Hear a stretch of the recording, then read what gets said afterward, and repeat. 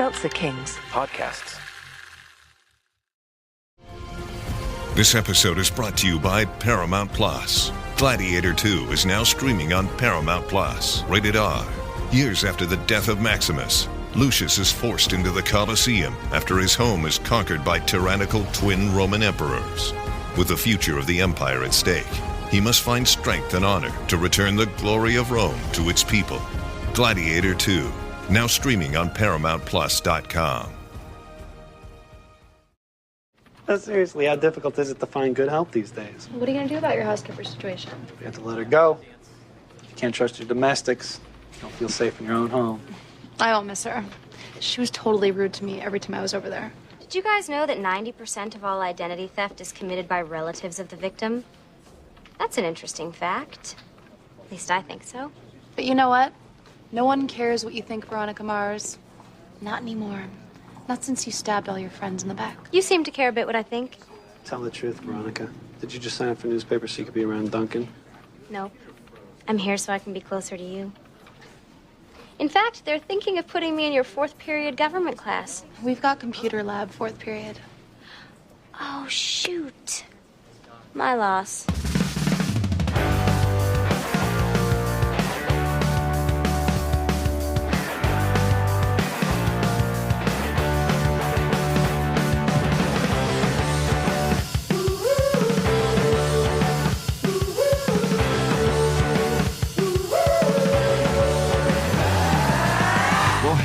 Hello, everyone out there in podcast listening land. Welcome to another episode of Boys Watching Veronica Mars.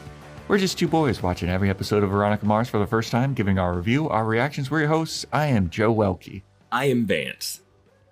Today we're talking about Season 1, Episode 2, titled Credit Where Credit's Due, directed by Mark Pisnarski, written by Rob Thomas, not the singer of Smooth by Santana.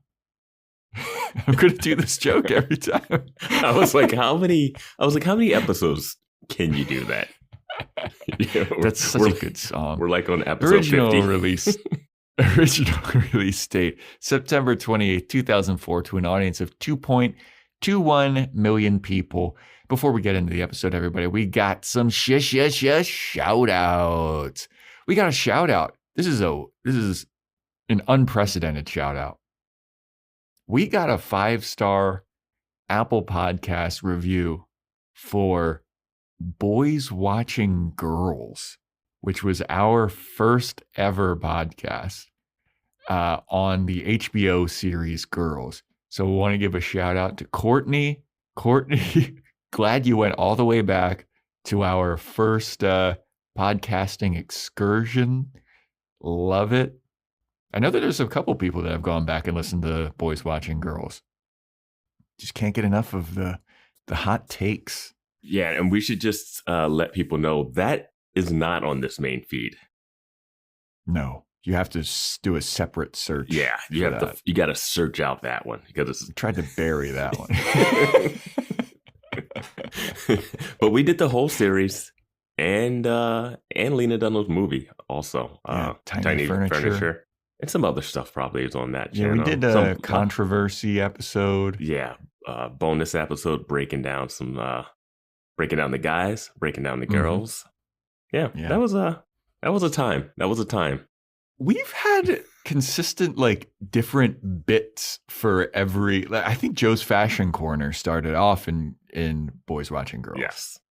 So that one's carried over. That's been a through line through all of these. We used to do the likability rankings, which has some people have wanted the comeback. Some shows ask for it more. Some shows need it. And that show needed likability rankings because it would shift drastically between episodes. So yeah, I mean, if you ever watched HBO's Girls, and you want to hear our take on it, do a separate search, Boys Watching Girls, and you can listen in on that and have a good time. Also, going to give a shout out to Slytherin. Slytherin sent us some more energy drinks from our Amazon wish list. Thank you so much, Slytherin. Said that we got a refuel for the new series. we're going to be caffeinated out of our fucking minds. And Yeah, I love it. We got the variety pack of C4s. Pumped to try those. And if you want to get a shout out, all you got to do is give us an Apple Podcast 5-star rating and review, or a Spotify 5-star rating. Take a screenshot of it, send it in to us, or get us something off of the Amazon wish list. It's that simple, people. It's that simple. How are you doing, Vance? I'm doing all right. Yeah. Well, that's nice. Yeah. I'm Thanks for asking. How are you doing, Joe? Yeah. I'm okay. I'd be better if more people signed up for our Patreon. Patreon.com/Boys Watching Buffy. Where we do Boys Watching Dollhouse, Boys Watching Movies. The whole Angel series is there. I almost forgot that plug. Yeah. At first, I was like, that is a real deep ploy to get. I really need. Can I have some more, please? But then you turned into a nice segue into plugging the Patreon. Yeah. Patreon.com/Boys Watching Buffy. We do movies. We do Dollhouse. All of Angel. Should we announce the movie that we're going to do this month, since we're in this month of February? Yeah, now? we are in this month now. Yeah.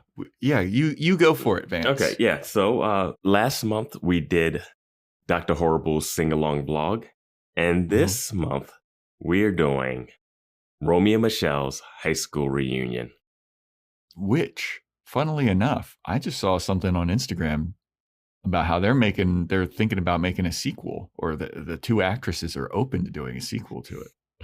Oh my gosh. The 50th high school reunion. Yeah. Oh man, everything's getting remade now. But yeah, so exactly. If we do this, then I guess we'll have to do that when that comes out. Yes, but maybe there'll be a certain special guest for that movie podcast. Maybe. Yeah. Maybe. Guess you'll just have to subscribe to find out for Boys Watching Movies on Patreon. And also join our Discord. We have a lot of fun conversations there. I am loving that there's a lot of first-time watchers of Veronica Mars going along the ride with us. And it makes for an excellent... Everyone's getting surprised. Yeah. I'm going to open up this Zoa energy drink that I got here. I got the white peach. Whoa, I just banged onto my microphone. Sorry if that made it through. And I am going to go with the Zoa energy cherry limeade. Oh, shit. All right. So with all that out of the way, what did you think about Credit Where Credit's Due, Vance? Were you surprised by certain things that pop up in this episode? Because I certainly was. Yeah, certain guest star that shows up for sure. Yeah, certain someone showing up in this episode. Yeah. But this is something we can finally start doing again. It's the predictions. Yeah. So last week, I predicted that Wallace does something impressive. And the series prediction that I made was that Wallace never has his airplane again. Yeah, well, we didn't get that. Yeah. And you said that this will be a lighter episode, a simple case. Weevil gets involved in helping. Oh, shit. Okay. Close, but not. Yeah, it was pretty close. Close. The thought was there. I also want to say that I predicted something, I think, at the end of last episode. You said that Wallace becomes a tech genius, kind of like Q from James Bond. Yeah. And there's a James Bond reference with Wallace that happens later in this episode. I also think I may have mentioned that I think that Wallace might turn into a romantic interest. And I think after watching this episode, Wallace is definitely in the friend zone for life. Nope. We both agreed last episode that he was not. It was will they or won't they, and we both said he's a won't they. Okay, yeah, I think that he's definitely a won't they after this episode, for sure. After they introduce another guy that looks very similar to all the other guys. All those guys are the same guy. I want to see the copy machine they came from. Dude, there is a time when I was living in New York, and whenever I was like in the finance district, and you just see all the like Wall Street bros, and I would just like look at them, and I would be with a friend or something, and just be like, "Isn't it crazy how all those guys are the same guy?" Mm-hmm. All these guys are the same guy. Yeah, same height, same build, Same dirty blonde, Yeah. like same haircut. Like, it's wild. it's crazy. Yeah. But anyway, so this episode opens up with a recap of the last episode. And then it opens with Wallace and Veronica talking about their weekend plans. And Veronica's like, I might just like lay low, maybe see a movie or something. And Wallace is like, man, you're fucking boring. I know about a party. Maybe we should crash it. And he gives a flyer to Veronica and she's like, oh yeah, I can tell this. I can tell what's going on here. And he's like, well, I can't tell like where it is or like when it is, but like I know that there's a party. And Veronica's like, it's because all the stuff is in code. You got to read the code. Like the sand on there, the hourglass means it's at the beach. The moon and the stars, that means it's at night. This other thing. Wild. A party at night. Yeah. And then Wallace is like, whoa, how do you know all this? And she's like, I used to be one of them. Yeah, they're called the 09ers because of the the zip code, I think. Yeah, the zip code 90909. Now, my thing was when they cut to this next shot, I thought it was a flashback because of the way she said, I used to be one of them. And then it goes, and I was like, oh, we're going to see her at a party. I thought it was going to be a flashback as well. Took so long for me to get my bearings after that. Yeah, that was a poorly planned shot. Yeah. And instead we meet a new guy named Troy. Yeah, Troy and his unnamed buddy. I think that was Duncan in the car. I was thinking, was it? I don't know. Like I went back and was like, what's that Duncan? Because later they asked. Dude, that's the thing. All these white guys are the same. And whatever's happening in that car is awful. There is, I wrote up, jump the boogie, raise the roof, and get jiggy with it. All in one scene. Yeah. And I know they're like jokey, talking about like, so how are we going to approach this party? Are we going to up jump the boogie? And he's like, man, you're so lame. I'm thinking about maybe going over there and potentially taking my hands and raising the. It's just like, ugh. I think it's Rob Thomas. You wrote this. I think, and then you also wrote Smooth. Are you kidding? I think that's supposed to be Duncan because later Logan goes like, "How do you know this guy again?" So. You could be right. Maybe. I just couldn't tell because it was dark and all the white guys. Yeah. I was getting like weird Buffy like version of that one episode. That one episode where they go to that party, Reptile Boy, and it's like those two guys. I was like, something's wrong with these two guys. I'm like, is one of these guys the guy we know? But yeah. Yeah. But they get out of the car and they wander over to the party. It's like a bonfire party on the beach. And my note says, is that Paris Hilton at the party? That's what my note says too. It just says, is that Paris Hilton? ? Turns out it is. Mm-hmm. Paris Hilton, a featured player in this episode. Can I say, I mentioned this on Discord, but we didn't talk about Veronica Mars' hair in last week's episode, which her hair is what Paris Hilton has, that layered, I don't even know what you call it, but the way it's cut. I don't know either. But it's different here. Now, Veronica Mars' hair here is just more natural, normal than it was in that. Normal. Yeah. But, dude, Veronica Mars' hair in the flashbacks is hilarious. Yeah.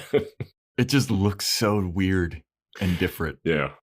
But yeah, it is Paris Hilton at this party. She is playing a character named Caitlin Ford, but I will keep calling her Paris Hilton. Yeah, why not? They're back. They're coming back with that. Yeah. What's that show that she did with? Simple Life. Simple Life, yeah. With Nicole Richie. Yeah. Was this after that? This is 2004. When was this? Might have been. It's either. I think Simple Life might have been before that. I feel like it was. Yeah. Let's see. This time period is so tricky for me to remember the order of events. Same. This The Simple Life actually took place during this. It originally was 2003 to 2005. So, yeah, she is riding high on the Simple Life, and she's guest starring on Veronica Mars as Logan Echol's new girlfriend. Yeah. What a pull for this guy. I love that she'll never be in school again. Yeah, exactly. Yeah. But this guy Troy is a new student, and there's one dude at this party who's just like straight up grinding hard on a girl. It's like, oh my God, dude. Those were the days. That freak dancing, dude. Yep. This guy would be in jail today. Yeah. That's just how you dance back then. That is. I know. It is. It is. I remember being at prom just doing that like in a tuxedo. Just fucking grinding genitals all over the place. Yeah. But so everybody's having a good time at this party until Weevil shows up. And Logan's like, what the hell are you doing here, Weevil? You're not invited. And Weevil's like, oh, well, it's just interesting that you're here at the beach because this is my fucking turf. I don't come to your house and have a party at your, not invite you at your. Some golf course thing. It was a golf course thing. Okay. It was like a, rich. Yeah. He's pissed that Logan's having I don't a go to party your on country the turf. club. Yeah. And he didn't get an invite. Yeah. And Logan's like, well, you wouldn't be invited over to my house or something, but your grandma is because she's my fucking maid. How does that make you feel? It's crazy when he says this because I'm just like, okay, is she though? Or is he just being... Yeah, he's... Apparently she is. And he's... He's being racist and rude. Yeah. To a guy who runs a biker gang. Right. Well, I mean, they're outnumbered right now. There's 15 copy-pasted white guys to 4. Yeah, so I'm sure, things don't linger. When people go home, they sleep it off. They don't hold grudges. And when I see you in high school tomorrow. But Weevil's like, oh yeah, she is your maid. She cleaned up a bunch of your jerk-off tissues the other day. And he's like, oh, what can I say? Your grandma's pretty hot.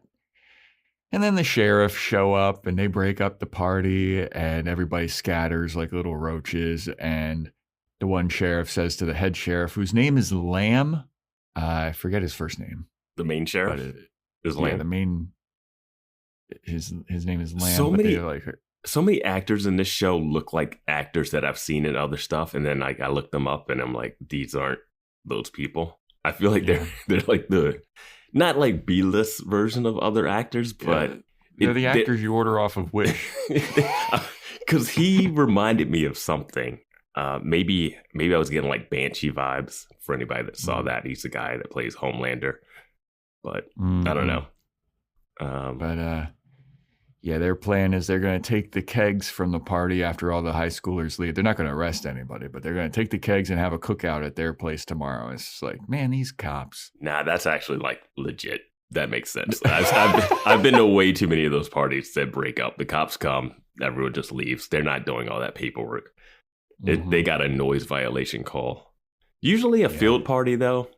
Yeah. Do you think it's legit that they take the kegs and they're going to have a cookout? Why would you not take the kegs? You could actually take the keg and then return the keg and get the deposit back. Ooh. Like, $10?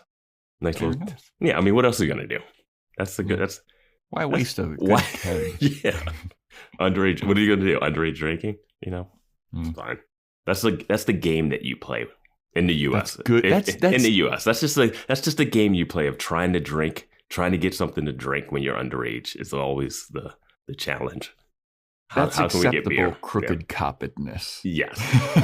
No one's hurt in this situation. In fact, it's bringing the community to get together. Who knows? Maybe invites Keith over. They have a couple beers. Forget about the whole going after Jake Kane thing. I got a lot to say about that. Or a little bit to say, but very important thing to say about that later. So next day, we go to Weevil's house, and he's playing video games, and the sheriff shows up to his house, and he's like, "Oh, what'd you have a hard time? Did you already arrest all the preppy kids?" And the sheriff's like, "No, actually, I'm here to arrest your fucking grandma." And he's like, "What? Why? She wasn't at the party." He's like, she's been doing credit card fraud. She stole from the Eccles family, Logan Eccles family. And yeah, she's been doing credit card fraud. And it's he reveals that like some of the charges are very, very linked to Weevil. Mm-hmm. Video games and stuff. Yeah, video games, paint job for a motorcycle. Mm-hmm. He's like, "Yeah, you wouldn't know anything about that, would you?" And then Weevil's like, "Oh, damn. They taking my grandma away, not my abuela." Yeah. Yeah. And there's, two other kids there too.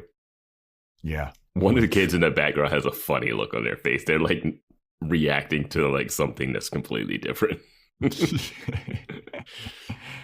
But we go to Keith's office, and that lawyer guy who I said his voice sounded familiar. I looked him up.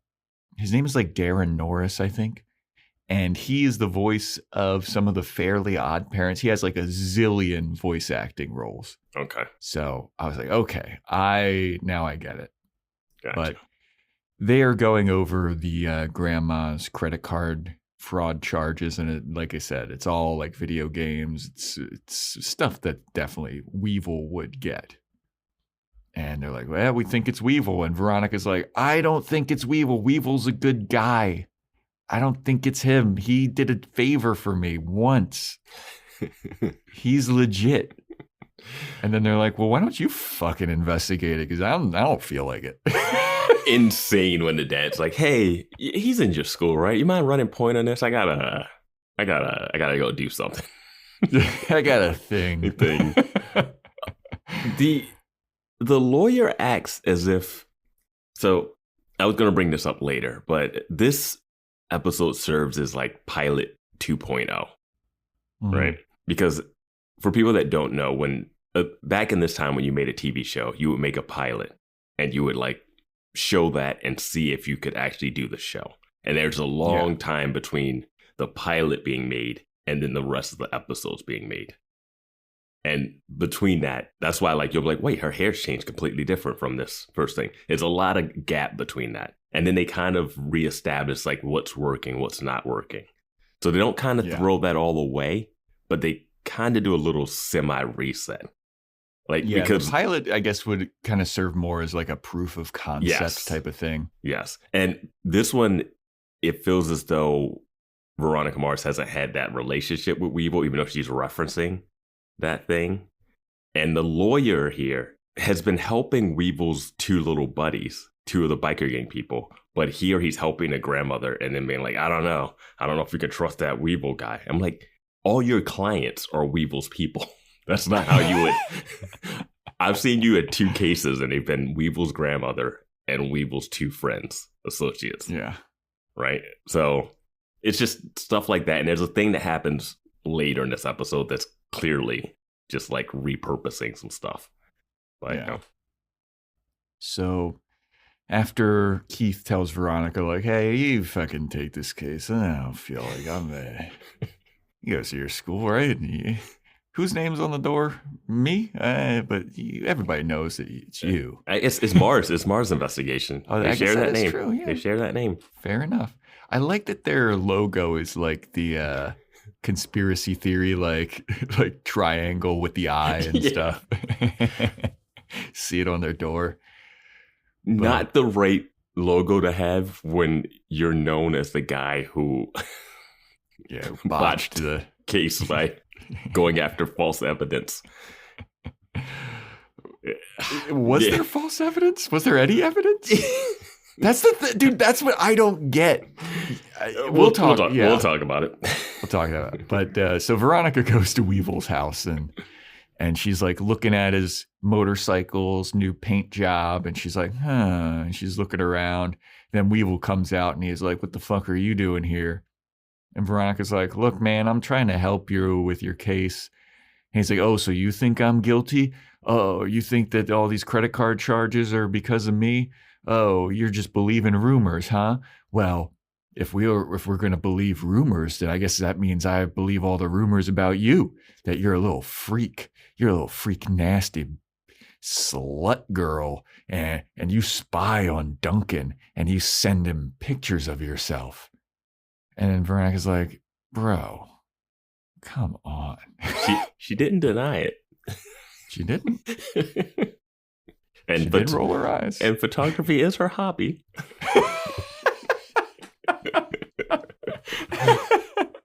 Yeah, we see that. Yeah, when she goes to those boudoir photos. Hey, I know all about that. But Weevil's like, come on, dude, stop acting like because you got kicked out of the popular kids that you're one of us now. Like, you're not one of us. You're not an outsider. You're one of them. And you're pretending that you're an outsider. And Veronica's like, the death of the middle class, man. It's either 09er or whatever this biker gang is. There's no in between. Yeah, right. I don't think they have a name, do they? Nah, I don't know. Oh, PCHers. That's the name of the PCHers. Okay. Pacific Coast Highwayers. Yep. And we learned that Weevil's name is Eli or something. Yeah. Yeah. Which we'll never call him Eli. No. Just like Paris Hilton will never be called, hold on, Caitlin Ford. So yeah, after Veronica gets chewed out by Weevil, it's the next day, and Veronica and her dad are at a diner, and she's wearing a hat indoors, and her dad's like, take that fucking hat off.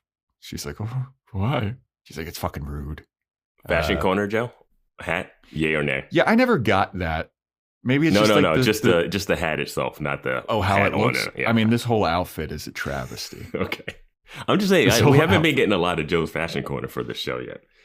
You were about to get one later, but yeah, we might as well dive into it now. She's got so many stripes and then like a camouflage skirt, and it's like bright pink lime green on her like shirt. She got like a newsboy hat and then like a camouflage skirt. It's just a lot to put together. Mm-hmm. And it's like a long sleeve polo underneath of like a stripy lime green sweater vest. It's just a lot going on. It's a lot. The hat is the least of her worries. Yeah. But Keith, he has to put his foot down somewhere. Mm-hmm. It's on a hat in this diner. Yeah. This diner that has like fake sharks and stuff on the wall. Surfboards. Yeah. It's like a fucking like a surf themed shenanigans. Like beach towns are casual. Beach towns are super casual. It's not people are walking in there in flip flops, man. It's not a big deal. There's a diner that's exactly like this in Santa Monica called Jinkies that had like all this kind of like tiki type of shit. And there was like a Ruby's in Huntington Beach that was like this. Like, it's fine to wear a hat. Yeah. You know? But Keith, nah. Oh, you know what? Don't wear a hat in here because the people of this town might not like us. Well, I gotta say, Keith knows fashion from working at all those years at the fashion magazine and Just Shoot Me. As a photographer, yeah. Yeah. So she takes the hat off. The sheriff shows up, and he comes and sits down next to Veronica, and he's like man-spreading and all this shit, and he's just like, oh, it's funny seeing you in here, Keith, you piece of shit. And Keith is like, oh, I'm a piece of shit. Well, I just checked out the newspaper, and there is a murderer who escaped from your prison. My thought immediately was like, hey, Keith, your young daughter is in this town where this murderer escaped. And you're just like, hey, you mind investigating something? There's a murder on the loose, but just like... Yeah. Yeah. But Keith's like, oh, man, yeah, you let a murderer get free on your watch? Wow, that's really fucking stupid. And then the sheriff rubs it in Keith's face about Lily's murder. Yeah. There's a lot of And how he exposition went talk.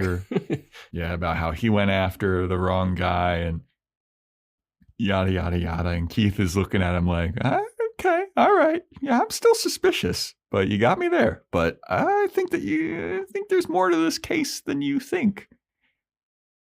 And then sheriff leaves. Veronica doesn't say anything during this whole interaction until the sheriff leaves and she's like, smell you later. And then the sheriff leaves and Keith goes, smell you later? Which I was like, thank you, Keith. Yes. But Keith is also not the person that gets to say, what are you saying? Also. Yeah, after who's your daddy? Yeah. Now, my thing is, there is no way that this sheriff doesn't bring up a backhanded comment about him knowing about the sexual assault that happened to Veronica. So it's no way that he doesn't like rub that into Keith, that he has a secret about his daughter when he's getting like called out. No way. He would get pushed and he would absolutely say something. And she should be in this moment on edge every time that sheriff is around her dad, because he has a secret that she has not told her dad. I'm just saying this is what the show has set up for itself. Yeah. And based off that character, it's no way he's not. He's like, he's a real fucking scumbag. Yeah, he's a scumbag, but he's like, oh, he's not so much of a scumbag that he won't like hint at it and use it to make her dad feel smaller than he is. Of course he would. Yeah. So Veronica would be like, I'm fine. Shut up. So every time she pokes him, I'm like, all right, he's just going to say something. It's going to be, I don't know. Yeah. But then Veronica has to leave because she has to meet with her guidance counselor, I guess. And so, she goes to school, meets with this counselor. Guy Troy is there. And he tells Veronica, hey, pretty lady, why don't you fucking smile? And I was like, oh, no. I love that's our first introduction to him interacting with Veronica. Yeah. How's about a smile, pretty lady? How's about you give us a smile? I was like, he's the bad guy again, right? That's what I thought. I was like, oh, no. Don't drink anything that Troy gives you, Veronica. But yeah, that's our introduction to this guy that it goes very differently later on in the episode. Yeah. I mean, people make mistakes, people like, people have layers. Yeah, sure. Yeah. But so Troy is there and tells Veronica to smile and she's like, ew. Wallace shows up and he was trying to do swim classes, but only 4 people were in it. So that got canceled. That class got canceled. So now he's an office aide to the guidance counselor. And she's like, great. This is perfect to set up for this plot that I have. I need you to get me Weevil's attendance records. And Wallace is like, it's my first day. He says, do I look like James Bond to you? And I was like, there's Joe's prediction a little bit. Oh, yeah, he does say that. And she's like, it's just getting some attendance records, you fucking pussy. Why don't you just And Wallace like, geez, Veronica. You want me to tie you back up to that flagpole? Why don't you give us a smile, Wallace? Yeah. But Veronica is now stuck in she meets with the counselor who sticks her in a like journalism newspaper class. And she's like, well, what do you want to do in this class? And Veronica's like, oh, well, if this is newspaper and this is journalism, how about I be the photographer? Like, I'm really into pictures. Photography is my hobby. And the teacher's like, yeah, I guess we could get you started on doing some photography for the newspaper. And meanwhile, like, Paris Hilton is in this class. Logan, Duncan's in this class. And the teacher of the newspaper class is about to give her a camera. She's like, hey, you can use this camera, which is a dinky film camera piece of shit. And Veronica's like, I'll just use my own. She whips out her fucking gigantic Nikon and she's bragging about all the megapixels it's got and how she can shoot JPEGs and it's easier to shoot RAW with it too. Yeah. And the teacher's like, yeah, sure, dude, whatever. Yeah, it's got the swivel LCD screen. Yeah. And did you recognize this teacher at all? This lady Mallory? Or I did not. She is Sidney Poitier. Sidney Poitier's daughter from Guess Who's Coming to Dinner? Sidney Poitier? Yeah. His daughter's name is also Sidney with a Y. And she was in Death Proof, the Tarantino movie. So yeah, that's the one that I you have haven't not seen. I saw Planet Terror, which was awesome. How did you see one and not the other? You know, I honestly have no idea. I can't tell you. I have no clue. All right. But yes, Sidney Poitier. That's interesting. Mm-hmm. But she explains to Veronica that they're doing a feature on a surfer named Bodie Chang, who is a student, and he's doing a surf competition and would love to get some pictures of Bodie Chang at the surf competition, Veronica. And you can work with the person who is working on the story on the feature. And who is doing this but her old beau, Duncan. Awkward. Duncan, the charisma vacuum. Yep. I know his sister was killed. Mm-hmm. But it seems like he doesn't have a personality. Well, I just don't know where he stands on anything. Because last episode, like, Logan is bullying Veronica and he's always like, stop. Yeah. But then he doesn't want to be with...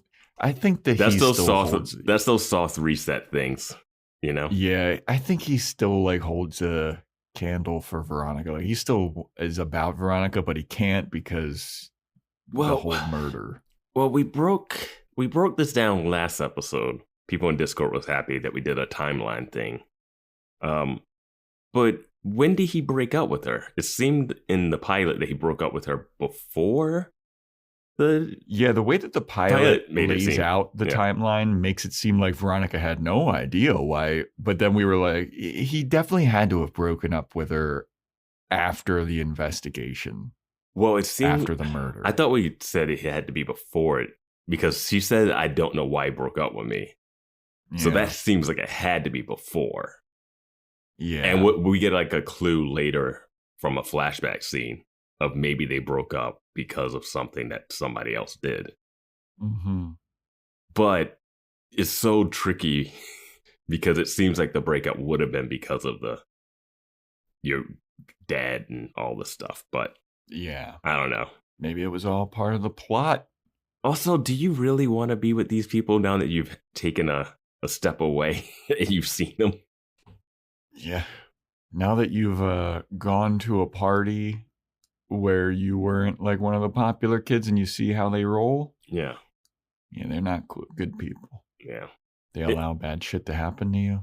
Getting Getting away from the group was a good way for her to get some perspective of like, this isn't great. Like when you're in it, you're like, oh, this is all fine and dandy. But yeah. But also high school. Yeah. You want to be popular. But yeah, I think it's going to be I think being popular is good, is okay. But I think being like, I lived in more of a floating in the middle. Same. Like I would float around. I was more of a floater and I preferred that where you're not like ostracized for being like, you don't want to be the bottom. Yeah. That sucks.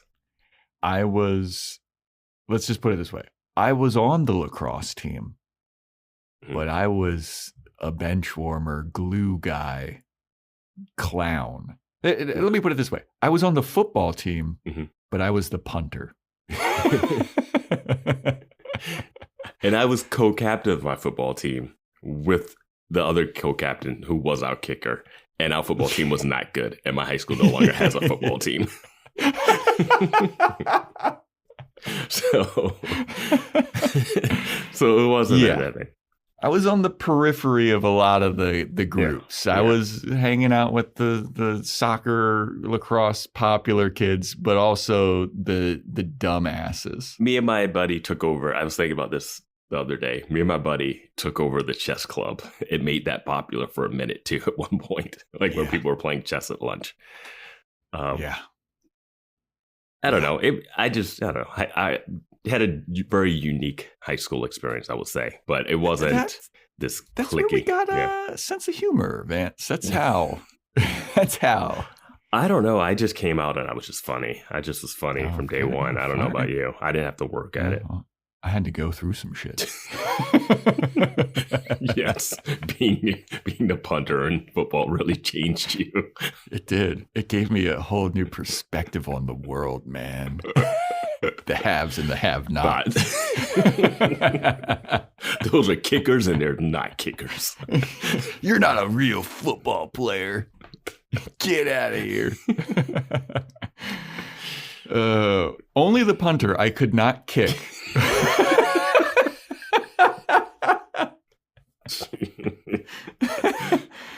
Yeah, make it make sense. I can't. Anyway. So yeah, after Veronica understands that Duncan's going to be working on this story with her and how awkward it's going to be, a knock at the door comes and it's Wallace. He very quickly got Weevil's attendance records. I mean, this has been only like 2 minutes after him being like, "What do you think? I'm fucking James Bond?" What are these attendance records too? Like, people keeping track of every. I guess it's just when he went to school, or was it like classrooms of a permanent record, Vance? Yeah. Anyway, so Veronica and Wallace, they take a look at Weevil's attendance records, and the credit card charges, they were all made during school hours, specifically during Weevil's auto shop class. There's no internet at the auto shop class, so Weevil couldn't have done these charges. They have records of like every class that they went to and what time. That is very detailed that I don't think they would have. I was just more impressed that they had an auto shop class. That makes sense for one of these type of high schools. Like, I was gonna say, is that like a public high school thing? Yeah, like I remember like watching old shows and they would have like home ec and like wood shop and like, I don't know. Yeah, but not auto shop. Like, you have to bring a car in. True. Auto shop, yeah. Auto shop does seem. Shop class makes sense. Auto shop class makes sense. Yeah. Fair. Yeah. But yeah, it couldn't have been Weevil. There's no internet there, so the plot thickens. She's reading this on the quad too, just like out in the open. Yeah. So Veronica goes to Keith's office and she's like, Dad, Weevil couldn't have done this. He was in auto shop class when all the credit card charges were made. And Keith is there with the lawyer, and they're like, well, that's interesting that you say that, because Weevil just came in and confessed to doing the credit card fraud. So what do you have to say about that, little miss? And she's like, oh, I don't know. Oh, this is interesting. Commercial break. Birthdays, anniversaries, weddings, whatever the occasion, it just got a little more personal with meaningful photo gifts from Shutterfly. Add a silly photo to a gold-rimmed mug for your bestie. Put your sweet puppy on a cozy fleece blanket for your teen. Gift your husband a desktop plaque featuring all the kids. Enjoy 40% off orders over $29 with code POD40 at Shutterfly.com and make something that means something. This episode is brought to you by LifeLock. During tax season, your personal info travels to a lot of places. Between payroll, your tax consultant, and the IRS. If your W-2 gets exposed, that's just the ticket for identity thieves. That's why LifeLock monitors millions of data points every second. If your identity is stolen, they'll fix it guaranteed or your money back. Don't let identity thieves take you for a ride. Save up to 40% your first year. Visit LifeLock.com/podcast. Terms apply. So then Veronica Mars is in class with Logan, and Logan's bragging to Paris Hilton about how So Weevil confessed to doing the credit card charge fraud. Mhm. And his grandma, who was taking the fall for him, was released from jail. But now Logan is talking about how he had to fire Weevil's grandma because, like, I can't trust I don't know what she's up to if she's going to, that whole family's going to be doing illegal credit card fraud for my family. Mm-hmm. So, of course, I had to fire that dumb bitch. And everyone's like, ha, ha, ha, ha, ha, ha, ha. Yeah, and then Paris Hilton, she kind of turns to Veronica and she's like, talking to Veronica that Veronica's a backstabber and she backstabbed all of her friends. And I was like, when did that happen? They're talking about her dad going on Veronica didn't do that. That's all of her family. She's like, her family turned on Duncan's family. That's the whole thing. Yeah. But Veronica susses out some information from Logan about how, like, during the time where all the credit card fraud was going on, Logan was in computer class. And she's like, oh, interesting. I love the look she gives towards camera. Oh, yeah, that's what it was. Yeah. So then she somehow gets a hold of his browser history from computer class. She printed out his entire browser history. Yeah. Okay. Yeah, and she's looking over his browser history, and he doesn't seem to be guilty of this credit card fraud either. So this is very suspicious. But he was looking up the Neptune Grand, and he charged for the honeymoon suite during one of these things. Like, he didn't charge for the video games and the paint job or anything, but he did charge the card for the honeymoon suite at the Neptune Grand. So she's like, this is very suspicious. I need to do some more investigating, some more sleuthing, if you will. I will say I'm happy with the way this all played out, because if it played out the way I thought it was going to play out, I was like, why are we having a whole hour to do this? Yeah. Yeah. So Veronica is going to go, and she's getting ready to go do the photography for the surfing competition. She goes to her car, and she got a flat tire. And Logan walks by, and he's like, oh, doesn't that suck? Isn't that interesting? You got a flat tire. That sucks. He walks over to his buddy, starts dapping him up, looking at Veronica. Like, yeah, look at that dumb asshole. But who comes over but Troy? Troy? What are you doing here?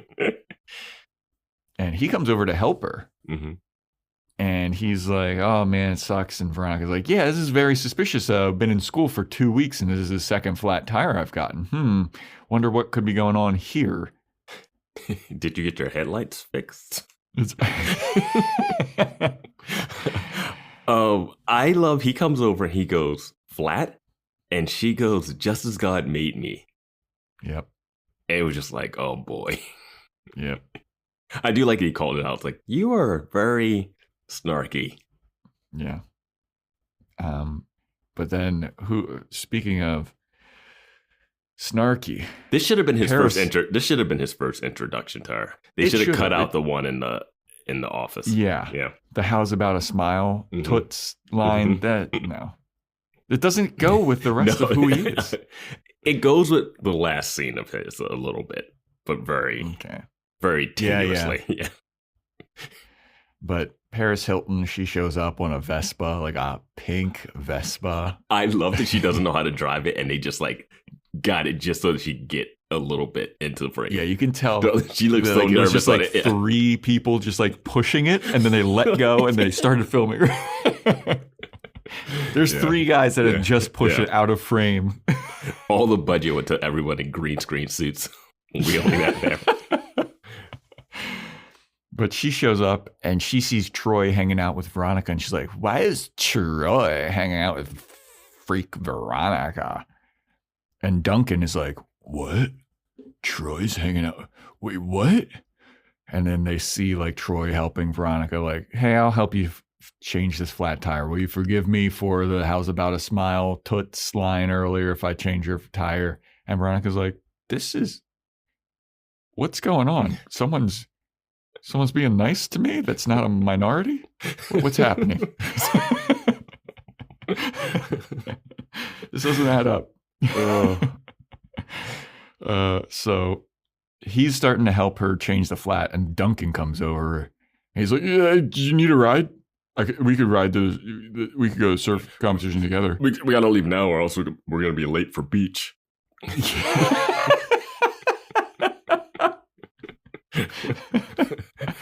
And Veronica's like, what's going on? This is the second white guy that looks. What's happening? She starts pointing a gun at both of them. Which one do I shoot? This isn't real. This isn't real. But Veronica's like, okay, sure. I guess I'll take a ride. And then Troy is like, all right, I guess I'll finish up here. Yeah, Troy's like, no, don't worry. You go. I'll finish up and I'll put everything back in the trunk. And I was like, he's still, like how we were talking about floating in high school. Troy is in that perfect, I'm hanging out with these people. I still can hang out with those cool people too. Like I do my own thing. Yeah. But I'm not trusting Troy with my car. No. When Logan's sitting there watching it all happen. Yeah. Who knows what's going to be in your trunk when you get back? But like, right, dude? I don't. Some bag of cocaine and the sheriff. You come back and the sheriff's like sitting cross-armed on your car. Mm-hmm. Well. What do we got here? A little bit of crack. Yeah. And who's going to get him out? Keith? Keith has no standing. That lawyer with Weevil. That lawyer whose only skill is going to Mars investigations to help his cases. I don't think he's a good lawyer. It's like, hey, Veronica, will you investigate the case of Veronica Mars, please? But Veronica's like, all right, I guess I'll get a ride with you, Duncan. And Troy's like, yeah, I'll finish up. And Duncan's like, wow, chivalry is not dead. I was like, Duncan, are you okay with this? Do you? What's happening? I know. So then we get Veronica driving with Duncan to the surf competition, and it is awkward. And Veronica's voiceover is like, I swear to God, if nobody says anything in the next 5 seconds, I'm going to do the Charlie's Angels barrel roll out of this fucking car. I was like, I don't know what that is, but I know what a barrel roll out of a car is. Yeah. But then right before she does that, Duncan starts talking about how, oh my God, Lily loved this song. And then Veronica gets a flashback to Lily chatting with Veronica about, why'd you join Pep Squad? And Veronica's like, I don't know. I just thought it'd be cool. And Lily's like, I just got too much pep, but I need a place to put all my pep. Anyway, my mom hates you. And she hates anyone that would date Duncan. And then so Veronica turns and she raises her eyebrow like, oh. So that is where I think the breakup happened before the death, because the mom must have said something to Duncan that caused Duncan to break up with her prior to the whole Lily dying thing. The whole Lily murder. Okay. Yeah, that makes sense. That's what I'm thinking from this. Because the way it was laid out, it's like he broke up with me and I don't know why. And now we have this little clue. Yeah, Lily says like, my mom would break you two up if she could find a way. Yeah. And this is the weirdest looking flashback. The color it's all blue. Yeah. But Veronica snaps out of her flashback just in time to see Weevil doing some community service on the side of the highway. When she said slow down and they drive past Weevil on the side of the road, I was like, don't slow down. He turned himself in. You don't need to like slow down and then let him see you with Duncan. With one of the halves. Yeah. With one of the 09ers. Mm-hmm. Come on. I was expecting Weevil to just be like, see? Fucking told you. Mm-hmm. You're not one of us. Yeah, if he would have done a little shrug, shoulder up, like, yep. Weevil just starts, weep, weep, weep. They're not like us. They're not like us. I wouldn't put it past So it. then- There was Nelly references in this. Dude. Yeah. Nelly. What a run he had back in 2004. Mm. What a different guy now. 20 years later. 20 plus years later. Yeah. Yeah. So they're at the surf competition. Veronica's taking pictures of nothing. Duncan's interviewing Bodhi. And then Veronica and Duncan drive home. Sheriff pulls Duncan over. And Sheriff, this is a different sheriff, different cop, not Sheriff Lamb. But he's like, there's an impound notice on this vehicle. A lot of unpaid parking tickets. And they weren't Duncan's, though. They were Lily's. How long have these parking tickets been on this car? Right. How did they not? Yeah. Yeah. It's very for the Parking show. tickets, speeding tickets, speed camera tickets. Yeah, it's etc. all plot. Yeah. Yeah. So Veronica calls her dad to pick her up. Duncan calls his dad. Jake Kane shows up, and he's talking to the sheriff, and he's like, what's going on here? That's not the sheriff. There were cops. There's one sheriff. Cop. Yeah. Okay. He's talking to the cop. He's like, what the heck's going on here? And the cop's like, look, dude, there's a bunch of fucking unpaid parking tickets. And then Jake Kane says to this low-level scum cop, call the sheriff. This cop isn't scummy yet. Call the sheriff. We'll see if we can get this taken care of. Yeah. I'm billionaire Jake Kane. Call the sheriff. I'm pulling rank here. Yeah. Yeah. And just after this, Keith shows up. Things are awkward between Keith and Jake from across the car. Why? I wonder why. Why did Keith's wife leave him? Yeah, we get a flashback and Veronica's voicing over like, oh yeah, things have been awkward since my dad thought that Jake killed his daughter. There was a whole flashback of Keith questioning Jake about the murder. Then I expected it to be a little more hard of an Me interrogation. It seems like he's just sitting on the table, leaning over, like, "Hey, did you do it? I think you did it." Yeah. Like I thought it was gonna be like, "I know you did it." I thought he was gonna really a little try to slam break. on the table. Yeah, I thought it was gonna be like intense. Yeah. Yeah. No, seems pretty low key. Seems like he was doing his job Yeah. of investigating, but sure. But all of this stuff, this is what made Veronica a pariah in the town. And it's how she lost all of her friends. And I feel like this was like the reset as Yes, well. Like because the retelling. During this is where I wrote down pilot do-over. Because during this like montage of everything going wrong and the people not liking Veronica Mars, they even show a shot of Logan smashing the car headlight from the first episode. And they kind of reframe it as if he did that because of this, not because of the bong issue. The bong? Yeah. Yeah. And I was like, okay, that's just like a little pilot reset. And especially the scene after this, where Veronica with the dad is different than what we got. Yeah. Like it like kind of it's kind of like what we thought she would have, how she would feel before. But yeah. Yeah. But so after this flashback, the cop comes back to Jake Kane. He's like, hey, sorry, this is all a big misunderstanding. We are not going to impound your car. It's all good. Don't worry about it. I know you can't afford another car. It's fine. And so Jake's like, thanks. And Keith walks back to his car with Veronica and he's like, the rich, they can afford to just fucking get out of any of this legal bullshit. Ugh. And none of that happened when you were sheriff of the town? No, his palms weren't greased at all. Yeah. But on the drive home, Keith asks Veronica, hey, are you hanging out with Duncan again? And Veronica's like, no. We just had to work on a school assignment together. And Keith's like, all right.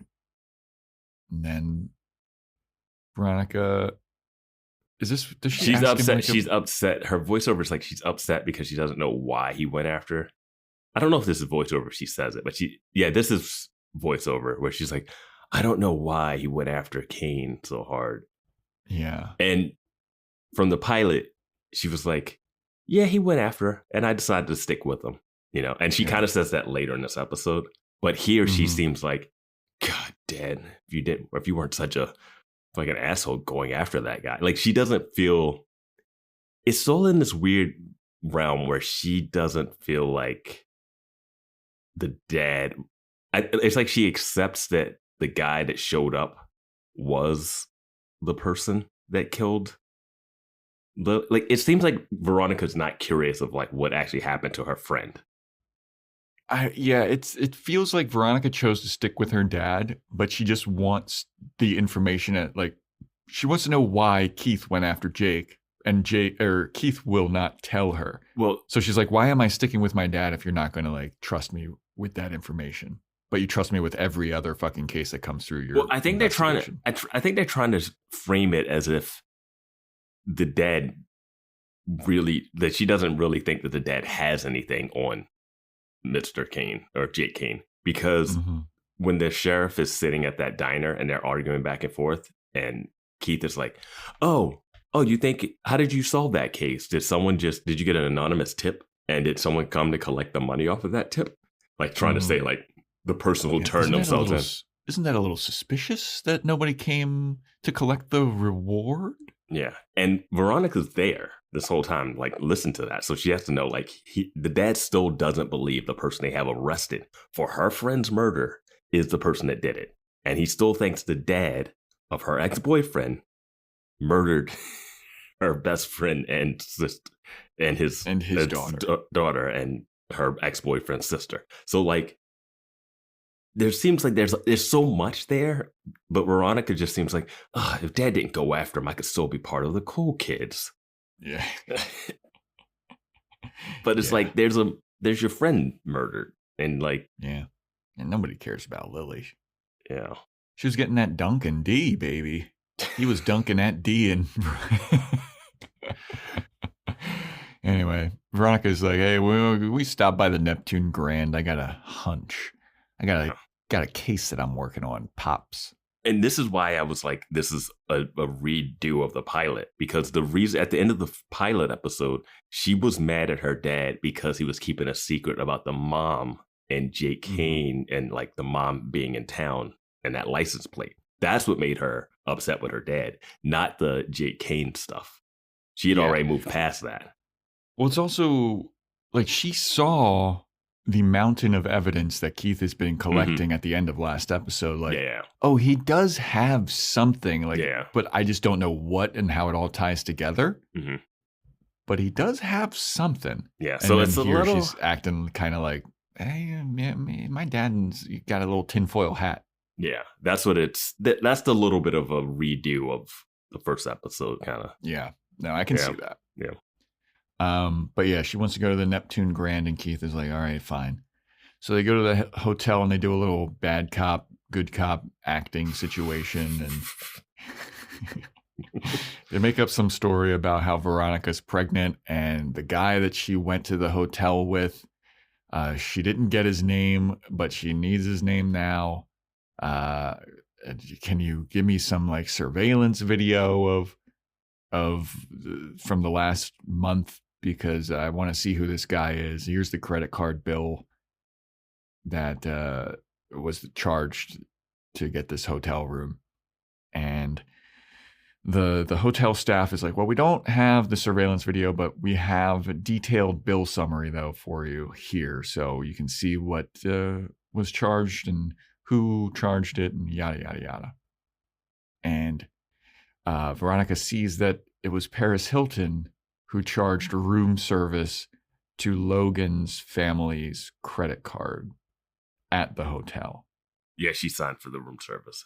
Now, this whole... I want to go back to the last scene real quick and be just to put a bow on that. In the car, she brings up that she needs to go to the hotel because she wants to check on something for this God, what's the Mendoza? Is that what's their last name? The grandmother's case, Weevil's case. Weevil's case. That's why they're at the hotel. Yeah, because of the Weevil case. She says, and then he goes, "Why? The confessed criminal is in jail." And she gives him a look that could kill because she's so mad that he's still going after Jake Kane. Yeah. Because he says the confessed criminal is in jail. And she's like, you're still going after Jake Kane. Like it was such a setup moment. Now, this hotel bit that they do is maybe one of the most insane things, knowing what we know from the first episode. She is pretending that she got drunk and knocked up by a guy that she doesn't recognize. Yeah. That's crazy. Yeah. To do this bit with your dad, with your history. And her dad is just like jovial as all hell. He's like, that was pretty good, huh? It's pretty hard to be the bad cop. I'm going to tell you. I wonder if they're going to retcon that out of happening in the pilot. I don't know. They cannot. They can't. They can't. But like for her to do this scene, which is like reenacting something that similar, is insane. Yeah, dude, they can't. That was too pivotal of a moment in that pilot. Like they cannot just sweep that under the rug. They swept the mom being in town and Jake Kane meeting up with them. They really did. Like that. I want to get my family back together. I'm like, is your mom like, I don't know. Again, you're allowed to do a little bit of a reset, but we're watching these in order. It's just I thought it was insane that that's the lie that she came up with. She was like, it's so close to reality.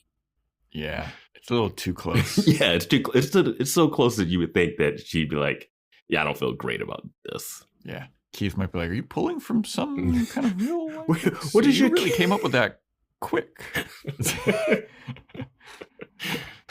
But yeah, so she figures out, something suspicious went on at the Neptune Grand with Paris Hilton signing for the room service. And she is at school the next day and she goes up to Logan and she's like, I know you fucking did it. And Logan's like, did what? She's like, you did the credit card fraud. And he was like, you got any evidence? And Veronica's like, shit. He's like, prove it. And then walks away like, huh? And he has this look on his face. But I was just like, Veronica, you have to stop telling people that you have information. Yeah. Stop signing your... Like, I was like, take this... form your case, please. I was like, take this info to the lawyer. Your job is to get Weevil out of jail. Why are you telling Logan? Yes. Why are you telling Logan? That was what was driving me crazy through this whole thing. Like, you have the evidence that Weevil couldn't have done the credit card fraud. Yeah. Now go to the lawyer, get Weevil out of jail. No. She's like, yeah, I'm going to tell this to Logan. The guy who will kill you almost.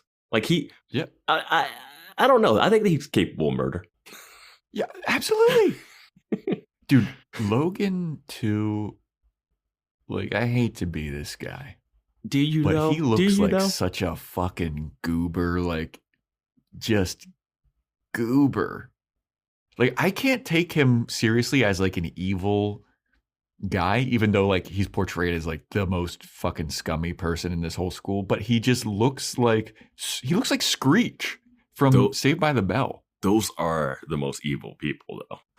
Like, yeah, you know, because he has power and influence. Yeah. Yeah. Yeah. People are more afraid. I would be more afraid of what Logan would do than what Weevil's going to do. Yeah. Yeah, because Logan's going to get away with it. Mm-hmm. Yeah. And there's no way you can, like, prove that he did it. Yeah. His dad will pay off the sheriff with a keg. Mm-hmm. Hey, you have another party, Sheriff. Mm-hmm. Okay, duh. Yeah. If you get in a fight, he can sue you. You can't afford to sue him back or anything. Like those are the worst. Yeah. So, after Veronica taunts Logan about how she knows that he did it, Sydney Poitier, she shows up and she's like, "Hey, Veronica, check it out." She gives her like a magazine with the picture that Veronica took on the cover of the school. I guess it's a magazine now. It's not a newspaper. Yeah, right.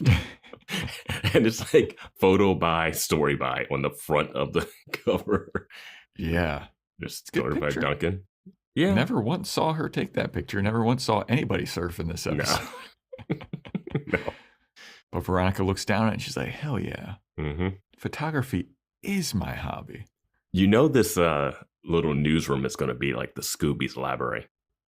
You're absolutely right. That is, yeah. You have to have a go-to set that you can keep going to. Yep. I thought it was going to be that red table that they have outside that she and Wallace are always at. They'll use that enough. They've gone through a couple of different tables, though. Yeah. Those little waffle tables that just like leave the worst imprints God, on your yes. ass. Yeah. What was the point of those? I don't know, man. The Yeah. bird shits on it and there's just like stuff there for forever. Can never get it clean. Yeah. Dude, those benches. Mm-hmm. The Yeah, most don't wear those shorts. Don't uncomfortable. wear shorts in those. Yeah. You got a fucking panini press. Yeah. Waffle legs. But so then we go to the sheriff's office and Keith brings in the escaped murderer from, remember that thing earlier in the episode from the diner? Keith caught him. Yeah. And there was a reward apparently for this. There was a reward. And he's like, so what do I get you to personally sign over the check, Sheriff Lamb? Or do I go to the accounts? Or how come there's no photo ops for any of this stuff? Usually there's like photo ops when like you catch a guy, but like I caught the guy. Where's the photographers? I don't get this. And Lamb is just like, all right, Mars, you son of a bitch. I'm crooked, but I'm not crooked enough to get you out of town. Yeah. How did he get this guy? This guy was huge. Dude. I mean, he was huge, but not in like a athletic way. He was huge in I don't see Keith handcuffing him and stuffing him in the back of a car without him trying to do something. Keith was the former sheriff, Vance. He's got some skills. Just to get you to the sheriff normally means you have a bunch of deputies and other officers. He's a one-man person. I don't think Keith could subdue that guy. Fair enough. I mean, the guy is like twice Keith's size. Yeah. Yeah. What did he do? Pulled out a gun, told him to handcuff himself. Put him in the back of the Nissan. You can just show up behind him at a biker bar and just handcuff himself to the guy. He handcuffed the guy to the bike and then rode on the back of the bike and had the guy drive him. Keith's riding bitch. Yeah. Arms wrapped around the waist. But it was a nice little scene to see that Keith is still competent on his own, I will say, like, he says hi to Inga, and Inga's all happy to see him, too. And this is where I was like, if the sheriff was ever going to bring up that he has that secret, it's when you are just poking and prodding him with this. Just like, oh, yeah. He's like, you know what? Oh, yeah? Oh, yeah? Oh, that's interesting. I guess false accusations run in the Mars family, huh? What do you mean false accusations? Oh, she didn't tell you? Oh, I'll let her tell you. Yeah. And then he'll do that move. Yeah, exactly. It's going to happen. It's going to happen. Why don't you let Veronica tell you about that? Don't you talk about my daughter. Get him off of him. Get him off of him. Stop it, Chief. Stop it. Yeah. Keith punches him. And he's put in the clink. Yeah. I really thought Weevil was going to punch Logan before the cops showed up when he said the thing about his grandma. I was like, same. What are you talking about? You're in a biker gang. Swing. Dude. PCHers, they roll different. Especially what we see later this episode. Yeah. A lot of broad daylight stuff. Yeah.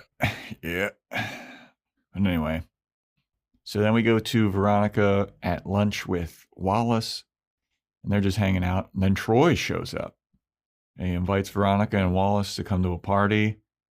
And he's like, I guess Wallace, you can come too, but Veronica, you're the one that I really want to invite. But like Wallace, if you got to come too, like, sure, whatever. Yeah, you're not a threat at all. I'm not really worried about you. You're definitely friend zoned as fuck. There were Veronica's She's too sexy to not come to my party. Okay. And Veronica's like, ew. There's some crazy ADR work going on in this scene. Mm-hmm. And a lot of this episode had some weird ADR dropouts and stuff with like, especially in the photography, the newsroom stuff when Veronica would turn and then the audio would drop down. And you're like, yeah. I mean, it happens. It's just very noticeable when you're watching and with headphones on. You're just like, oh yeah. Yeah. They did not equalize this. It's like, what? Oh, what? But Troy is flirting with Veronica, and Veronica's like, stop, but like, keep going, but like, no, this is nice. Okay. And Logan is seeing all this happen, and he's just like looking like, can you fucking believe this? What is Troy doing? What's going on here? It's not enough for us to kick Troy out of the group because he's so rich. Yeah. And then so Troy leaves Veronica. Mm-hmm. And then Troy goes over to Paris Hilton and starts like chatting her up. Yeah, like he's literally like, doing. He's in between both groups, man. That's the way you want to live. That's making the rounds. That's where you want to live. You want to be able to just do what you want, talk to whoever you want, and fuck it. Yep. Yeah. The way that you and I did it, definitely the best way. No, stay with the top group and ride them to success. But Logan's looking around like, why is Troy talking to my girl? Like, what the fuck is happening here? Like, what's going on? Logan's getting a little bit of jealousy going on here.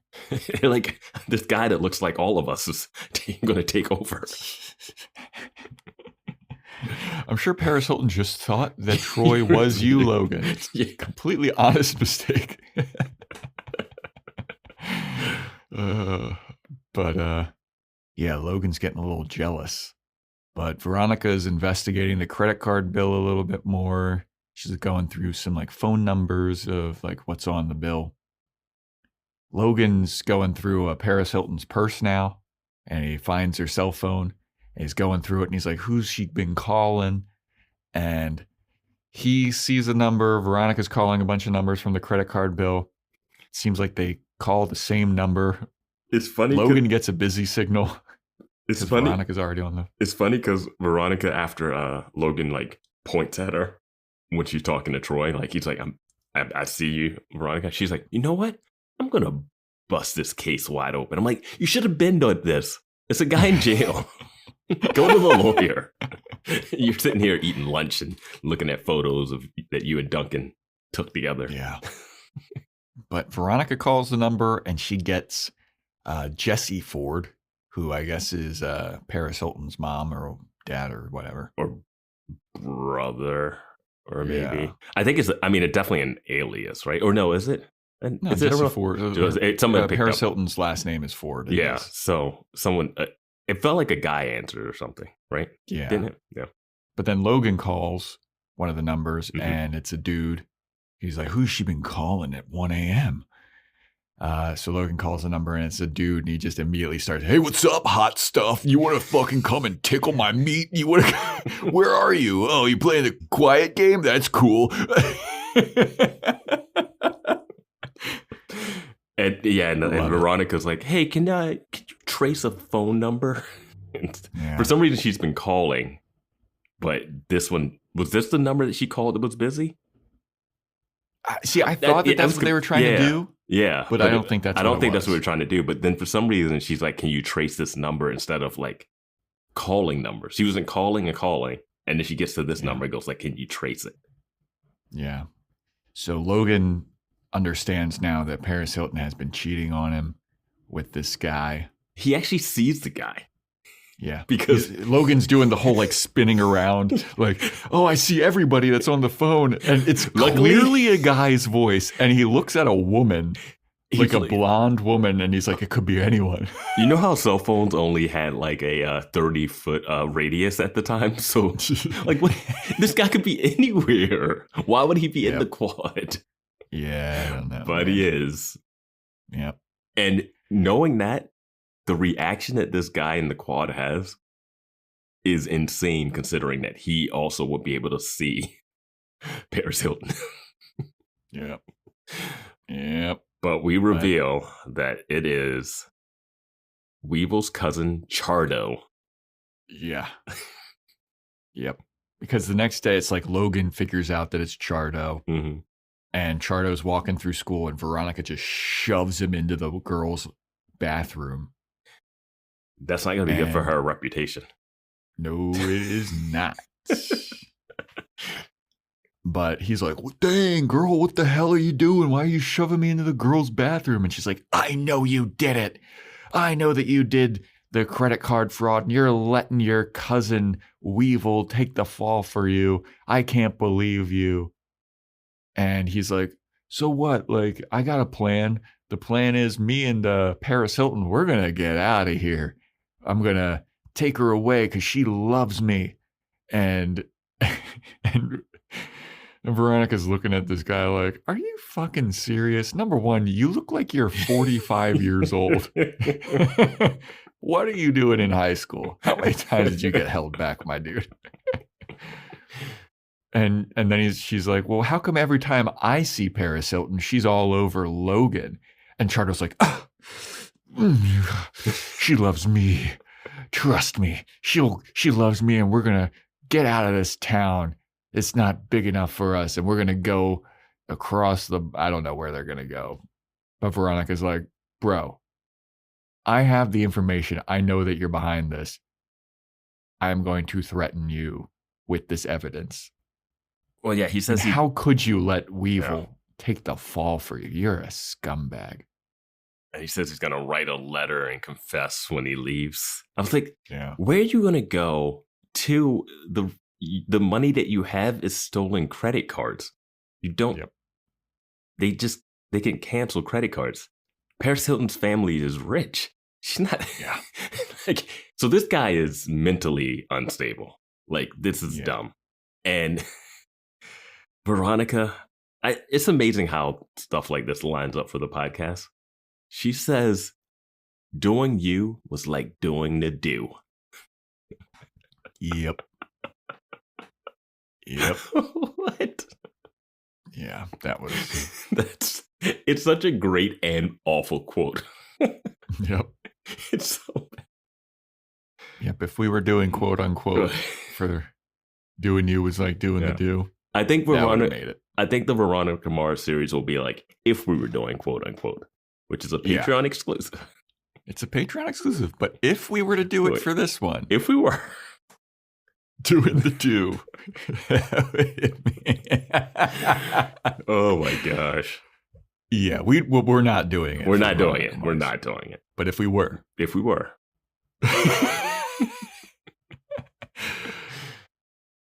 Yeah. If you don't realize, if you're just hopping on this podcast and you don't know the boys watching Buffy lore, your boy Joe Elke is a big Mountain Dew fan. I drink a Diet Mountain Dew basically every single day. That's something. It's just one. It's just one usually. If I need a little extra, I'll double do it. So doing Joe is really like doing the do. It really is. It really is. My burlesque tagline is the Mountain Dude. There you go. Mm. If you want to know more about that, just follow me on Instagram at Jojo Vavoom.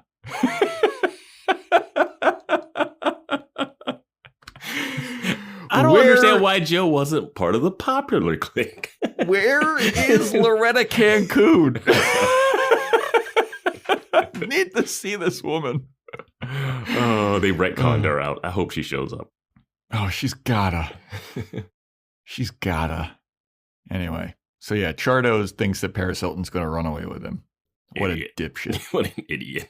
Not only is this guy 45 and still in high school, but he thinks that Paris Hilton's going to run away with him. Yeah. So anyway, Veronica Mars then goes to Weevil's grandma. And Veronica's like, dude, Chardo did this. And she's like, yeah, I know. And Veronica's like, you're just letting Weevil take the fall? And she's like, yeah, I guess. And Veronica's like, do you know why Chardo's doing this? And Grandma's like, not really, why? And Veronica's like, he's taking out this fucking spoiled brat white girl named Paris Hilton. And the grandma's like, ay, Dios mío, no, not that fucking white girl. Dude, I love that she pulled the dating a spoiled rich white girl card to change the grandmother's mind of going through with like, yeah, I got to get Weevil out. Yeah, and it worked. The grandma's like, oh fuck, no, not that girl. I hate that bitch. You should have said that sooner. But the grandma's like, hey, Weevil's 17. He can do 4 months. He can do 4. Like, she is a kingpin. She's like, he can do 4 months in the pin. She's playing the game well. Her logic is not bad. Yeah. But Chardo is 18, and he would be doing actual time. Weevil's just in juvie. It's fine. My thing, though, about the grandma is she doesn't seem to be mad at Chardo. No. Chardo got her fired from the job that now she can never get hired in this neighborhood again because guess what? All the rich families talk to each other. They're not hiring you if they think you stole or the fact that your son is a part of the biker gang that everyone knows is the biker gang. That he flaunts. And kind of like are at odds with the 09ers. And also, are they selling drugs to make money? Because is this biker gang just like a gang of people on bikes? Yeah, I'm not sure yet. They have a code. They have some rules of engagement and stuff. Yeah. I don't know, man. But the grandma's less pissed. She's more disappointed. Yeah. She was like, yeah, stealing from them and doing credit card fraud and sending me to jail and not getting me out of jail. Chardo also had her in jail. Yep. And that's fine. But what, he dating a spoiled rich white girl? Oh, no. No. We gotta put it into this. Yeah. And then this scene when Weevil comes home, she is like, oh, you're here, baby, you're here. I was like, wow, that was a quick, like, she switched up real quick. Jubilant, she's hugging all over him, and Veronica Mars is there, and she's cross-armed watching on, like, yeah. And then Weevil thanks Veronica. Yeah. She's like, don't thank me just yet. There's still more to this plot. And it's one of those things where it's like, we did this last episode, so it feels like we're doing it again. Yeah, just let Weevil into the group already. Because Weevil already had that moment last week with the Wallace stuff, you know? Yeah, so, like you're all right, Mars. Yeah, and it's like, you know what, Mars, you're all right again. Yeah. Wait, I see? Still all right. Wait, did I see you in the car with Duncan when I was on the side of the road?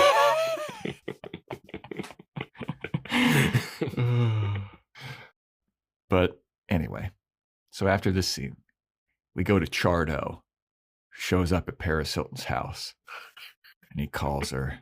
It's like, say anything. He's got the boom pops. Yep. And he's just like on her lawn. And he's like, baby, it's time. It's time to run away. High school dropout. Let's do it. Let's go. Our love, it can't be contained in Neptune. We need to run away. And then out of the bushes and from behind Jeep Cherokees. The Jeep Cherokees are so accurate, dude. It's so accurate. Yeah. So accurate. Come out a bunch of preppy, copy-pasted white kids. You cannot think of a scarier scene if you're Chardo. Yeah. That's horrible. All these 09ers. What's up, bro? What are you doing here, bro? Like double popped collars. Hollister. Yeah. American Eagle. Abercrombie and Fitch. Just smelling so good, surrounding Chardo. About to lay the smack down with their flip-flops. The flip-flops that have the beer openers on the bottom. Yep. And they surround Chardo, and Chardo's like, no. And then Paris Hilton's just in a window. Yo, like it's so creepy. Rapunzel, just looking down on this from her ivory tower. I was waiting for her to do the thumbs down sign for them to kill him. Dude, she's just scowling Yeah. at Charlie like, how could you believe I would ever go to wherever we're going? I have more Oh, to say yeah. about her, but we'll get to it later. I just love that they keep going back to her in the window, scowling like, ugh, Yeah. Chardo, I can't believe you. But then, the 09ers, they surround Chardo and they start beating him up. And Weevil's biker gang shows up. Also, this is like 1 p.m. Broad daylight in a residential neighborhood. Yeah. Weevil's biker gang shows up and they're like, what are you doing here, bro? What do you think you're doing here with your biker gang, huh? And like, I will say that now it's kind of like the numbers are even. Mm-hmm. It's about 10 to 15 09ers, 10 to 15 PCHers. But the PCHers, there's ones that are like 30 years old. Yeah, I'm going to say that those guys have been in more fights than the 09ers. Yeah. Yeah. But Weevil's like, hey, Logan, let's have a little chat behind this Jeep Wrangler. And I have to say, one of the characters in the 09ers is one of the actors is Ryan Hansen from Party Down. Oh my God, I love that guy. Yeah, he's one of the guys. I was like, oh, that's him. And then you see him, he's like holding down Chardo at one point. And I didn't realize Party Down was also a Rob Thomas show. Yeah, no, Party Down is an excellent show. Yes. Yeah. It made me so depressed to watch at some points because it gets to like some real Hollywood type shit. Yeah. No, it's a great. I didn't watch the newest when they came back, the newest season. When they I love everybody involved. Like Adam Scott, Ken Marino, Lizzie Kaplan, Jane Lynch was in the first season. And that's the only one that I saw. I didn't see when Megan Mullally came on. Yeah, the second season's good too. Megan Mullally, she fits right in. But Ken Marino kills it in that. He's awesome with his huge dong. Okay. Did you not know that? Do you not remember that episode? I don't remember specific episodes. Yeah. They do a catering event at a porn awards, and there some like porn producer sees him at a urinal, and he's like, "Whoa, you got to be a part of our talent agency." But anyway, and Ryan Hansen obviously is in it. He plays a great like ditzy, like pretty boy actor. Yeah. But so Weevil's talking to Logan behind the Jeep Wrangler, and they broker out a deal. Logan's like, leave Chardo alone. We're going to let him be. And then Ryan Hansen's like, wait, what, bro? And like where Chardo is, like it looks like they're about to like curb stomp him because his head's on a curb. Honestly, don't love the imagery. Me neither. Don't love it. It was like dangerous looking. Like all these fucking striped. Yeah, it's American History X. Lauren. It's like the preppy version of American History X. And I'm like, I don't want anything to do with this. Yeah, but they let Chardo go, and everybody goes their separate ways. They just cut one more time to Paris Hilton scowling down at everybody from her window, like the evil queen in Snow White. So they go to the beach. The PCHers, Chardo thanks his boys, and they're like, "Oh man, thanks guys for getting me out of that jam. That was real big of you, and most of all, I want to thank you, Weevil. Like, thanks for getting me out of this. Thanks for taking the fall for me." And then Weevil's like, yeah, about that. You're out of the group. You know that, right? Like, you're a piece of shit, man. And Chardo's like, what? Are you serious? And Weevil's like, yeah. And you know what getting kicked out of the group means? And then Weevil turns his back, and the biker gang just surrounds Chardo and start beating the shit out of him. Broad daylight on the beach. You can see families playing on the beach. Frisbees are flying. It's just insane. Sand castles being built. Yo, it's insane. Just a biker gang just uninitiating a guy. Stomping the shit out of a dude. But rest assured, Weevil tells his second in command, hey, stop him before shit gets too ugly. And he's like, all right, boss. And then he goes over, he just like jumps, gives him a people's elbow. And it's like, wait, so is that guy supposed to like come back home or like what? He's still. Let's just say that Chardo is excommunicado. but he's still a family member. Is the grandma going to ask what happened to him? You know, just a lot of... He got kicked out of the house, I guess. But Weevil puts on his little helmet and he rides off into the sunset. So then Veronica's at Keith's office, and she finally asks the question that we've all been wondering for 2 episodes. Mm-hmm. Why did you go after Jake Kane? And Keith is like, don't worry about that. I just had a feeling. Yeah, and that information in that safe, that either happened or it didn't happen. We can't tell if we're retconning that or not.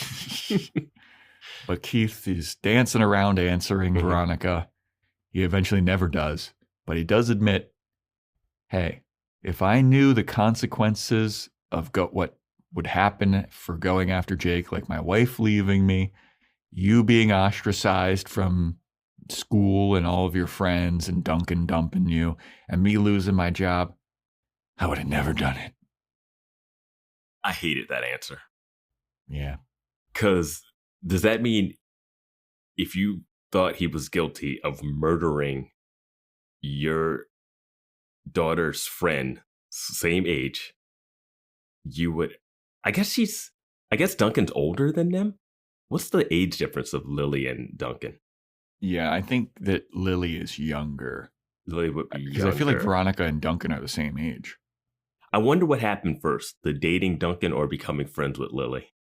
Yeah. That's a real thing, Yeah. too. Yeah. Sure, maybe we'll see it in a flashback. But him saying, "Oh, I wouldn't have done this if I knew what would happen." Did you not? What did you think was going to happen? Hey, if I knew that my daughter would lose her boyfriend, I would have never tried to do justice. I would have never tried. If I knew my wife was leaving, I would have never. I'm like, this does not track with what we saw last episode. And also, just like, you shouldn't be sheriff.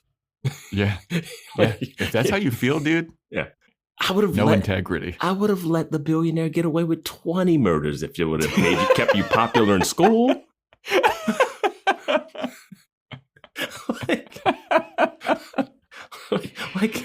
like I would have started helping him hide the bodies. Yeah, exactly. Like, what do you like? Don't say like. Oh, if I knew that you would have had to sit at a different lunch table. Oh, hey, by the way, here's fate worse than death. By the way, here's a case that came in. I got something to do. You take care of this. I was like, what are you talking about, man? You had to go after it if you think he actually did it. And you're still going after it right now. Yeah. Yeah, that was a wild little speech that he gave to Veronica. Yeah. But Veronica just kind of accepts it like, yeah, okay. Mm-hmm. But she then goes on to talk about how like she and Lily had fake IDs made. And she eventually goes to the sheriff's office to like check up on these tickets that Lily got. Yeah. And I was very confused here, and I watched the scene a couple times because I wasn't sure what she was getting or doing. Yeah. Yeah. So she went to go like check in on the tickets, and she's saying that like, oh, the people that work on the weekends usually don't know anything about Keith or like my history with these people. So they're a lot more able to give me information that they definitely shouldn't be giving. Yeah, the people that work on the weekend don't have kids. They go to the high school and never go to PTA meetings and never like check on anything and never hear of. I never heard about the most notorious bungled case in the town's history. The billionaire that sits on top of in the high castle, and the Mars investigation that they walk by when they're shopping, and they're like, "What the fuck is this place?" And they're like, "Oh, you don't know? That's Keith Mars. He used to be the sheriff, and he bungled this case." Yeah. So no one knows. So she gets some information. She gets a picture of Lily going through a red light, and Lily's all smiles, basically. It's just like one of those speed trap cameras or something. And then the sheriff shows up, and Veronica gets fucking snarky with him again. She's prodding the bear. She's poking the bear, and it's just one of those things where like she's really good at being snarky. Yeah. But I'm so afraid for her because I just know that they can do some stuff that will not help. Yeah. They can hurt her Yeah. And I don't trust this. They kind of lightened up the sheriff a little bit in this episode. He doesn't go as hard as he did in the pilot. Didn't tell anybody to see the wizard. Didn't tell anybody to see the wizard. I thought that he would tell Keith to see the wizard, get you some brains. Yes. We got to do it. They got to bring He that back. has to say that again. I don't know. They're going to retcon a lot of stuff from that pilot episode. I'm telling you. That was just such a weird thing, dude. Like, that's so weird. Like, if you watch the show and you just like forget about, Veronica's "How did I lose my virginity?" And that's how Veronica knew that the sheriff was fucking with Wallace, because he said, "You got to see the wizard," because that was like such an important memory in her mind. Yeah. If he doesn't say anything about the wizard ever again, crazy. I'm interested to see how much stuff from the pilot happened. Like, what happened to the Jake Kane investigation of him cheating possibly? And it's being Veronica's mom. Yeah. That seems like they just pushed that away. I mean, I will say that my prediction of this being a lighter episode, kind of true. Sure. Because that's why I was a little confused when she went to the police station, because I was still thinking of the pilot and the license plate thing. And she was like, "Oh, I need the thing for Kane." And I was like, "Wait, is she looking for her mom again?" Or I was like, "Oh, this is Lily's thing." So, but she gets the ticket, the information. She chides the sheriff, and then she leaves just in time for the sheriff to hear the secretary call Veronica Mrs. Kane. And then the sheriff pops his head out the door and he's like, "I'm sorry, what did you just call?" He doesn't actually follow up and ask any questions or chase her out of the place. He just like does a quizzical look. Yep. So then we have Veronica investigating Lily's ticket, and she comes to this conclusion that none of the Kane's alibis hold up for like the murder of Lily. Because she's like, if this person was there and that person was there, like none of this makes sense. None of this is adding up. Well, the thing is, the traffic photo, she says that Lily is running a traffic light 2 hours after her time of death. Mm-hmm. So none of the alibis hold up, because if she's still alive during that 2 hours, then everything could be different. Yeah. So very, very big. This is your friend who has been murdered, and your family has been ostracized because your dad was they think he just bungled the case. And you also were like, maybe he did bungle the case and ruin my like popularity. You just got a smoking gun handed to you with this thing. And her reaction to it afterwards is so, "Oh, well, I'll look into this tomorrow." Yeah, because Troy shows up. "You didn't make it to my party." Veronica's like, "Oh, yeah, sorry about it." And he's like, "That's all right. I'm still into you." And Veronica's like, "Stop." He specifically says, talking about a no, he talks about turning a no into a yes. And she's like, I always think this is tough for actors, but they do it all the time. When you're the female lead in a rom-com and the guy just says some nonsense and they have to have shots of you like finding him funny or attractive, and you have to have that look and you're smiling. I'm like, what he's saying is turning a no into a yes, which is so scary. And you're just like, you're so cute and charming. Yeah. But before he can really up the charm, Wallace shows up. "You guys want to play some fucking video games?" Want to play Golden Tee? There's a place that's Golden Tee. There goes the neighbor. He said he comes to the table and goes, "There goes the neighborhood." Yeah. And he like plops down right next to Troy. Like, "Buddy, I was here first." Not even like on the other side next to Veronica facing him. Yeah. Just right. Interesting. Right blocking. up Troy's ass, dude. Like, he is just like right on him. So I guess Troy's now a part of the group? Guess so. You know who's not part of the group, though? In any group. It's Paris Hilton. Because they watch on. And, dude. I know. This is so ridiculous. I know what they're going for thematically, but it's ridiculous. Paris Hilton is being ostracized from the 09ers lunch table. No one will even fucking look at her. And then she's standing there like, wait, what? And she does like a whole like look around. She's looking around. Where can I sit? No one loves me anymore. Yeah. And everyone looks at her like, Veronica and Troy and Wallace look at her like, yeah, serves you right, bitch. And then they all leave to go play video games. They don't. Oh, that's not how it goes. Yeah. That's how it should go. Know. That's how it should go, though. But it doesn't go that way. They go like, Wallace says, oh, man, must suck to be her. And then Veronica's like, yeah, it must. Because it's like, I used to be that person. But I'm like, your story is different. Yeah. Paris cheated. She was literally going to honeymoon suites with Chardo. Mm-hmm. Like, she doesn't get to go back to the table and be like, oh, I'm being ostracized for no reason. Really, guys? You're not going to let me sit and eat lunch with you? Just because I was hooking up with a PCHer? And with money stolen from the credit cards from your house?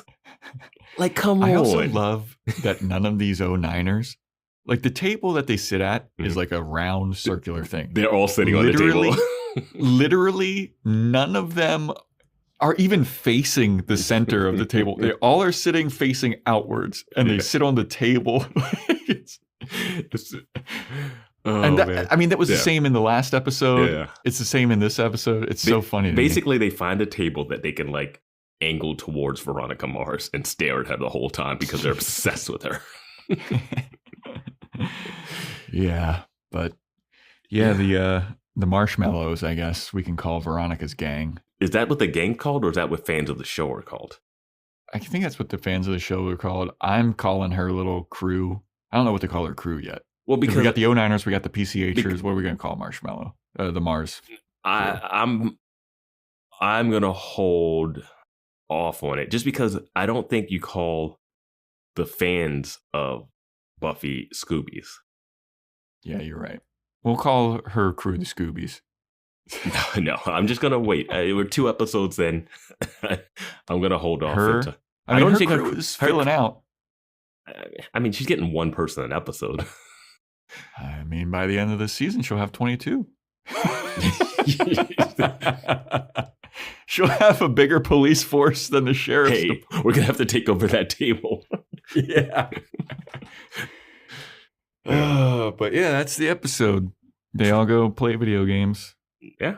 But I love that she goes to play, like, she goes, oh yeah, I never played Golden Tee, but I bet you I can beat you all in it. And Golden Tee is so perfect for the time because that was such a big game.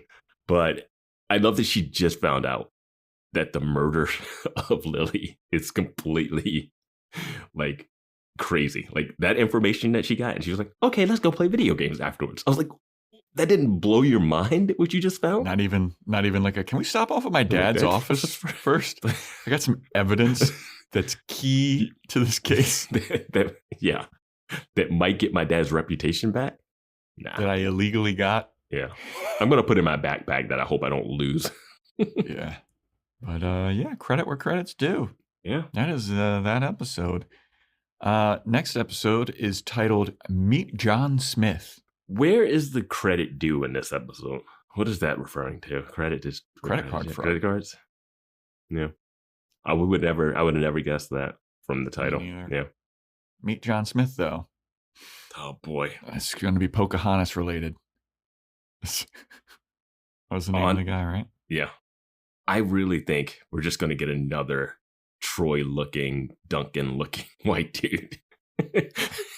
Like John Smith. They were like, just name a basic name. And just... Yeah.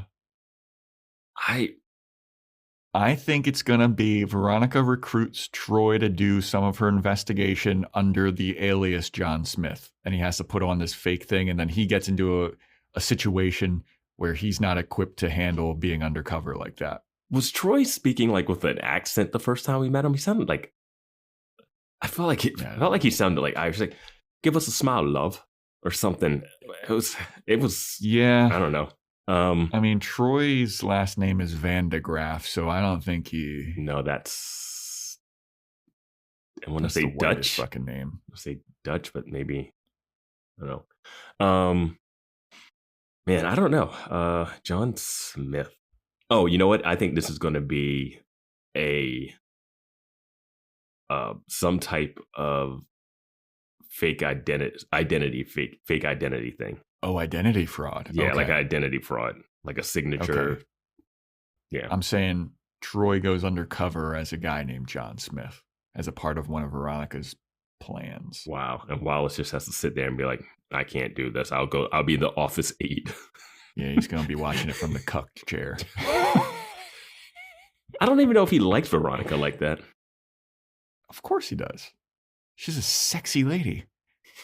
Like, sexy ladies can't be at my party. I can't have sexy ladies but she's not at my party. But she's flat, just like God made her. Yeah. Wow, you're really down on yourself, huh, Veronica? You've got some self-esteem problems. No, I don't. Yeah. But that is a wrap on this episode, everybody. Thanks for listening. Hop on Discord. Let us know what you thought of the episode. Join our Patreon, patreon.com/boyswatchingbuffy, where we're doing Dollhouse. Very interesting episode of Dollhouse this time around. Very bizarre. So yeah, check that out. Be on the lookout for Romeo and Michelle's high school reunion when we put that out on Boys Watching Movies. If you want to get a shout out, Apple Podcast 5-star rating and review, Spotify 5-star rating, take a screenshot of it, send it in to us. You can send it in to us at Boys Watching Buffy on Instagram, boyswatchingbuffy@gmail.com. TikTok still exists as of right now. Yeah. At Boys Watching Buffy. So if you don't have the app, you're shit out of luck. Gee, it's not on the app stores anymore, I don't think. I don't know. I don't know fucking what's going on with that, but I think we still got it. Yeah. Yeah, we also have YouTube. Yeah, YouTube channel if you're like checking that out. Yeah. We have one video podcast with Adam Bush. Maybe we got more to a couple come. of YouTube shorts. Yeah, maybe more to come. And yeah, stay tuned next time for when we talk about Meet John Smith.